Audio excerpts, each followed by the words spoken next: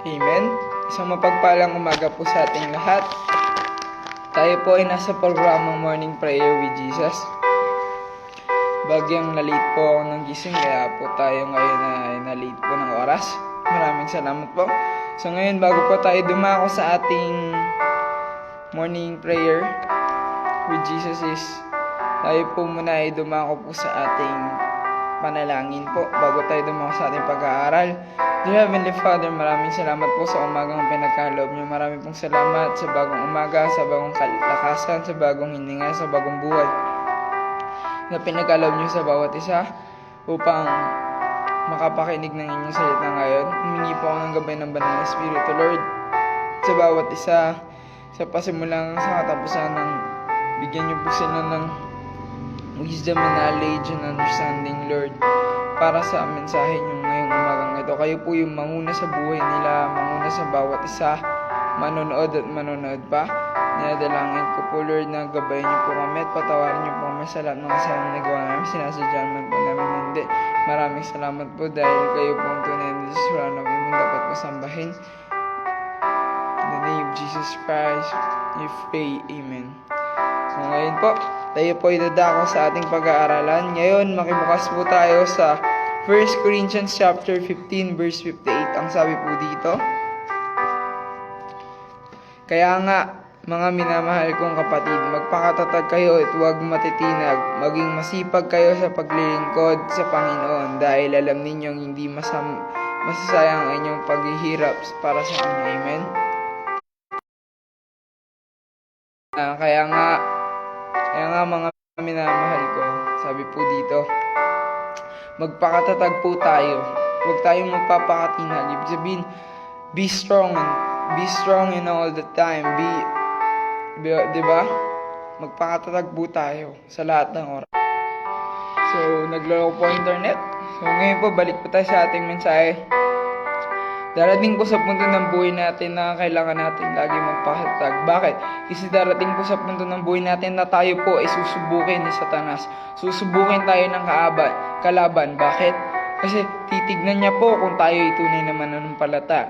Titinagin niya ang bawat isa. Kaya dapat po tayo ay magpakatatag sa lahat ng oras. Sinabi nga po dito na kung di tayo magiging magpakatatag, hindi tayo magiging malakas sa lahat ng oras, tayo po ay madadaya. Bakit tayo madadaya? Kasi tayo ay hindi nagpapakatatag. So, sinasabi nga po sa mensahe na maging matatag po tayo sa lahat ng oras. Maging matatag po tayo sa paglilingkod natin sa Diyos. Huwag tayong magpapatinag kahit kanino man, kahit sa kaaway man. Dahil ang Diyos lagi pong nasa atin, ginagabayan niya po tayo, hindi niya po tayo pinababayan. Kaya dapat po nating malaman na ang Diyos hindi po nagpapabaya, hindi po nangiiwan. Ang Diyos ay laging kasama natin. Sabihin mo sa katabi mo, kasama natin ang Diyos. Amen. Sabi nga kung kasama natin ang Diyos, tayo ay laging tumingin sa Kanya. Lagi tayo nakapokus sa salita niya. Sabi nga, hindi lang po dapat tayo magpakatatag. Pagkos ang sabi rin po dito is, huwag kang magpapakatinag and also, magpakasipag tayo. Ano po ba yung sinabing magpakasipag? Magpakasipag po sa gawain ng Diyos. Amen po. Bakit kailangan po natin magpakasipag sa gawain ng Diyos? Dahil ang gawain po ng Diyos, tinuturuan po tayo ng tamang asal. Tinuturuan po tayo ng mga bagay na makakapagpalayo sa atin sa kapahamakan. Yung mga bagay na hindi tayo ipapahamak. Kaya nga po dapat malaman ng bawat isa na kung tayo po ay nagpapakasipag sa Panginoon, marami tayong natututunan. And guidance si Lord, hindi niya tayo pinababayaan. Kaya dapat focus tayo on the Lord. Hindi niya kasi tayo iniwan, hindi niya kasi tayo pinababayaan. Kaya nagpapasalamat tayo dapat kay Lord kasi ang Lord hindi kanya iiwan, hindi kanya pabayaan, hindi kanya kakalimutan kasi ang Lord, mahal na mahal kanya. Mahal na mahal tayo ni Lord ng bawat isa. Kaya nga sabi niya, magpakatatag po tayo kasi pag tayo nagpapakatatag, ang Diyos laging kasama natin. Ang Diyos hindi niya tayo iiwan, hindi niya tayo pababayaan sa lahat ng oras. Ang Diyos, kasama po natin siya sa lahat ng oras. Dahil ang Diyos ay tunay na nagmamahal, tunay na ginagabayan tayo, tunay pinapatubayan, tunay na inaalalayan, tunay ang kanyang lahat na ginagawa sa atin. Kaya kay buti ng Diyos, dapat siyang purihin, dapat siyang sambahin. dahil siya lamang po ang tunay na Diyos at wala na pong iba. Kaya dapat malaman ng bawat isa na siya lang ang nag-iisa at dapat purihin. Amen po. Kaya nga po sinabing dapat magpakatatag tayo sa lahat ng oras at hindi lang po dapat magpakatatag, huwag rin tayo matitinag kasi ang Diyos kasama natin. And also, sipagan po natin. Pag sinabi pong sipagan, ibig sabihin po, sipagan natin sa lahat ng oras, like pagdating sa church, sipagan natin ng pagsisimba, sipagan natin ng pag-attend sa Bible study, sipagan natin yung gawain ng Diyos, sipagan natin yung pagdadasal, sipagan natin yung gawain ng Diyos. Bakit? Ang gawain ng Diyos hindi tayo pababayaan. Ang gawain ng Diyos, yun yung nag-uudyok sa atin na mabuti at tumutulong sa atin, nagbibigay na sa atin ng karunungan, nagbibigay sa atin ng mga bagay na kagandahan sa bawat isa. Hindi tayo inilalayo ng Diyos, hindi tayo naliligaw ng landas dahil ang Diyos ang kasama natin sa pasimula pa lamang, kasama na po natin ang Diyos at ang Diyos hindi nagpapabaya. Amen po. Yun po yung mensahe ngayon na dapat malaman ng bawat isa na ang Diyos ay laging kasama natin, laging nandyan para sa atin, laging handang intindihin tayo sa lahat ng oras, laging handa para sa lahat-lahat para sa atin. Dahil ang Diyos ayaw niya tayong iwanan. Ang Diyos ayaw niya tayong nalulungkot, ayaw niya tayong nahihirapan. Ang gusto ng Diyos is guminhawa ang buhay natin. Ang gusto ng Diyos is gumanda yung buhay natin. Pero the problem itself, it's minsan sarili natin. Kaya nga po, sinabing dapat lagi tayong magpakatatag. Kasi sa mundong to, pag di ka matatag, madali kang mahatak ng kaaway, madali kang matitinag, madali kang sulutin ng kalaban, madali kang talunin ng kalaban. Kaya dapat magpakatinag tayo. Diba? Magpakatatag tayo. Hindi tayo magpapatinag sa mga gawa ng kalaban. Dahil ang gawa ng kalaban ay isa lamang pong madali yan. Madali lang yan. Kung kasama natin ang Diyos, hindi niya tayo pababayaan.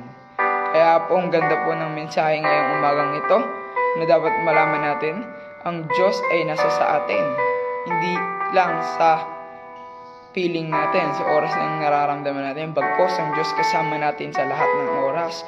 At di siya nagpapabaya. Amen po. Yun po yung mensahe ngayon na sinasabi dito na magpakatatag po tayo. Yun po yung halaga kung bakit sinasabihan tayo magpakatatag sa lahat ng oras. Magpakatatag tayo. And also, dapat nating ma-enjoy yung salita niya. Kaya nga po magpakasipag tayo. Kahit sa mundong to, puno na po ng kasalanan, puno ng kadiliman, ang dumi-dumi na po ng mundo natin. Pero sabi magpakasipag tayo. Bakit? Pag nagkapakasipag tayo, anong mangyayari? Yung balita, yung salita ng Diyos ay kakalat at maririnig ng bawat bansa, maririnig ng bawat tao ang katotohanan. Ang katotohanan kasi ang magpapalaya sa kanila. Ang katotohanan na magsasabi kung ano yung dapat at ano yung totoo. Dahil nga ang katotohanan na magpapalaya sa kanila, malalaman po nila kung ano yung totoo at hindi. Malalaman nila na ang Diyos ay buhay at ang Diyos hindi lamang yung nakikita nila o sinasamba nilang mga Diyos-Diyosan. Bagkus ang tunay na Diyos ay buhay at kasama natin. Kaya nga po, dapat magpakasipag tayo dahil pag nagpapakasipag po tayo sa simbahan, marami tayong matututunan. Nagpapakasipag tayo sa Bible study, magpapakasipag tayo sa lahat ng oras. Ang Diyos kasama po natin sa lahat ng oras. Kaya po, wag po tayong maglaro lang kasi ang Diyos hindi niya po tayo pinabayaan. Ang Diyos nandyan po siya. Ang Diyos nagmamahal ng tapat, nagmamahal ng sobra-sobra sa atin. Kaya ngayong umagang ito, dapat po nating malaman yun. So, dito na po, nagtatapos ang ating mensahe. Tayo po ay dadako na po sa ating closing prayer. Dear Heavenly Father, marami pong salamat sa pinagkaloob niyong umagang ito. Maraming salamat po sa mensahe binagbigay niyo sa amin. Maraming salamat po dahil nandiyan kayo, ginabayan niyo po kami, di niyo po kami pinabayaan. Maraming salamat po aming Panginoon. Maraming salamat po sa mensahe nito na pinaalala nyo na magpakatatag lang kami sa lahat ng oras at huwag kami magpapatinag sa mga gawa ng kalaban sa gawa ng dyablo. Bagkus magpakasipag pa kami sa inyong gawain, magpakasipag kami sa lahat ng oras, hindi lamang po tuwing linggo, bagkus araw-araw kaming magpapakasipag para sa kaluwalhatian niyo. Maraming salamat aming Panginoon. Humingi po kami ng kapatawaran sa lahat ng nagawa namin kasalanan. Gabayan niyo po kami spiritually and physically. Maraming salamat po sa mensaheng pinagkaloob niyo sa amin. Maraming salamat po sa understanding, Lord, sa wisdom and sa knowledge na binigay niyo sa bawat isang manonood ngayon from the start until the end. Maraming salamat po aming Panginoon. Wala po kayong sawang iniwan kami at pinabayaan. Maraming salamat aming Panginoon. Dinadalangin namin sa mataas na pangalan ni Jesucristo. Amen and amen.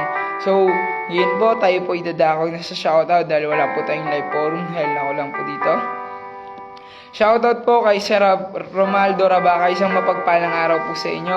Ganun din po kay Sister Cynthia Gamo, ganun din po kay Sister Catherine Melendez, isang mapagpalang araw din po. Ganun din po kay Remnant Claudio Leiva. Ganun din po kay Nanay Baby.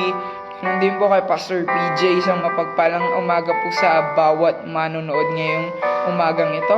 At ganun din po sa lahat pa po ng mga manonood at manonood pa. Isang mapagpalang umaga po sa ating lahat. Ganun din po kanila Brother Nestor Leiva, isang mapagpalang araw. Ganun din po kanila sa ating kay Remnant Claudio Leiva, isang mapagpalang araw. Ganun din po sa Patis family kay Ate Grace na lagi rin po nanonood. Ganun din po kanila. Ganun din po sa aking ina na lagi nakatutok at manonood na mamaya po. Ganun din sa aking Tita Luz, Tito Alejandro, nanonood from Bataan, Tita Luz ko from Antipolo, na nakatutok pati mga pinsan ko. Ang Tito Alejandro, pati mga pinsan ko from Bataan, Jo Marie, and also sila Michael Balogong, ang pinsan, si Bob Johnson. Binabati ko kayo ng mapagpalang araw. At ang mga hindi ko pa po nababati, like sila Ate Beth, like ang mga remnants from Teresa, and also remnants from Antipolo. Binabati ko po kayo ng mapagpalang umaga po sa atin ngayon. And also, binabati ko po ang Sitio Borol, Sitio Alang, Sitio Radar, Angelina Bill, at Purok Maligaya ng mapagpalang araw. Naway maranasan po niyo yung pagpapala ng ating Diyos. Ganon din po pala si Brother June at si Mami Mitch na lagi rin po nanonood. Isang mapagpalang araw din po pala. Pati kay Marie Cabilto sa nanay at tatay po ni Ate Rica. Isang mapagpalang araw din po sa inyo. And also, sa ating mga kapasturan, kay Pastor PJ from Antipolo, sa Hansarang Antipolo, sa mapagpalang araw. Hansarang Pasig kay Pastor Sammy, sa mapagpalang araw. Hansarang Kriklani, sa mapagpalang araw din po from Pastor Julius. And also to Pastor Alex, sa mapagpalang araw. Hansarang Maine. And ganoon din po kay Pastor Jess and Pastor Simon.